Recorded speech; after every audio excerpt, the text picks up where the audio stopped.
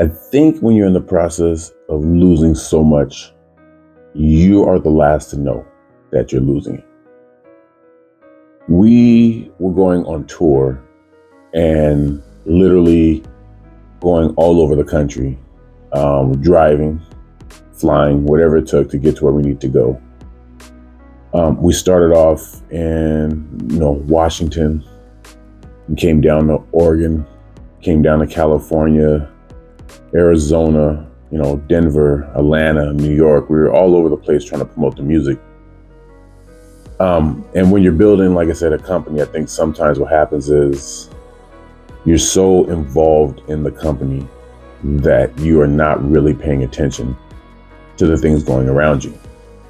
Now, I don't know, because I'm in the beginnings of my company and I'm not actually sure, of course, how successful everything's going to be.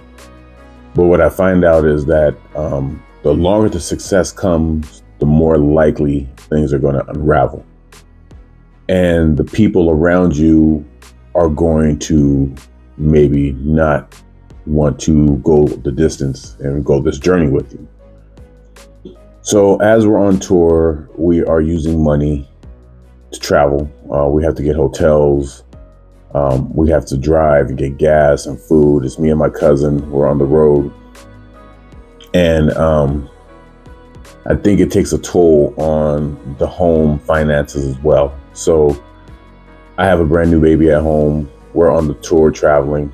Like I said in the previous story, I've lost my job, but I'm trying to build a business, so I'm very excited about it. And my idea on going on tour was to meet everybody we could, all the artists, and try to get their information and try to get their social media, their emails, and utilize the group of people that were trying to do music and form one big unit of people that we can kind of bounce our information off of. We can use them and try to, gain more exposure or, utilize their areas, because there's people from all over the country in this tour, They're all underground. They're all trying to, get on just like we are. And you are trying to, use that experience, right?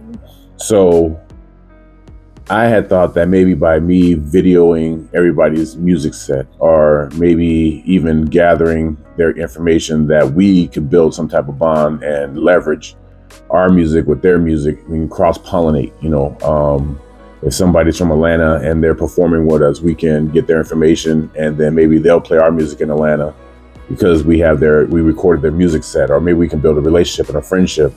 And I thought this was going to be a building block for us for the music, especially since we had just recorded the album, so this is a good way that we can, get this music across the nation and really get some notoriety and some love and some information, and work that angle.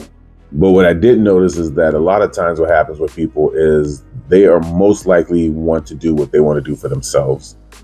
Not saying it's a selfish thing or everything, but it's just, even if I have your music set in my camera and I can cut a clip from you, you would more likely want to promote that on your website, just your section of that music, and then not really want to highlight anybody else in there. And that's what I'm noticing. So I have, I don't know how many gigabytes of everybody's, music sets, good, bad, or indifferent. And like I said, when I was cutting up clips, people would definitely hit the like, they'll definitely share it, they'll definitely, maybe engage with it a little bit because it has their music in it and it looks, kind of cool. Hey, I'm up here performing. I'm not the best editor at the time, but I am trying to showcase like we are on tour, the different places we're at.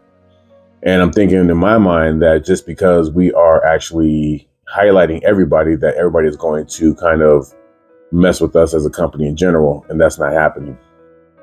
So what I notice also is if a business doesn't actually take off or excel in the immediate beginning, then what happens is people start to fall back as far as the momentum they want to give you.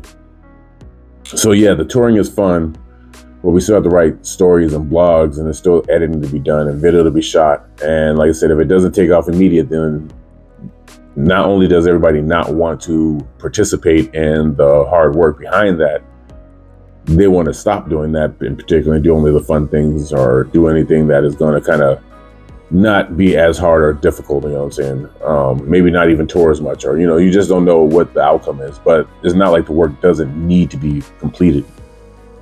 And that puts even more stress on you because the work still needs to be completed and you're still working on the previous stuff you've done. Like, I'm still working on things I'm doing, but now I'm adding more things to my table, more things to the plate that I have to get completed and finished, is because certain things are falling off in the business, but they still need to be done.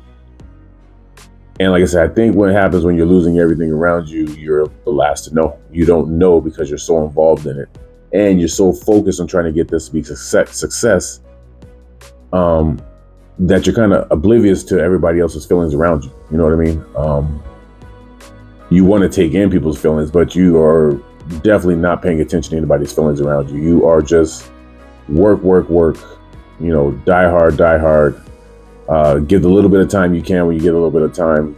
And then you're back to trying to figure out the process or the formula that's going to get everything successful. Because I'm